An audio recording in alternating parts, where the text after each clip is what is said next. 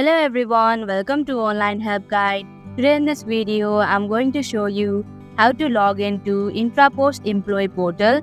So without any further ado, let's get started. First of all, open up a web browser. Now in the search bar, type in mysite.canadapost.ca. Then you'll come across this login portal. Here, you'll have to enter your user ID associated with your account and your valid password. If you do not remember your password, then you can click on Forgot Your Password link. After entering your details, click on the login button to proceed. And that is how you can log into Intrapost Employee Portal.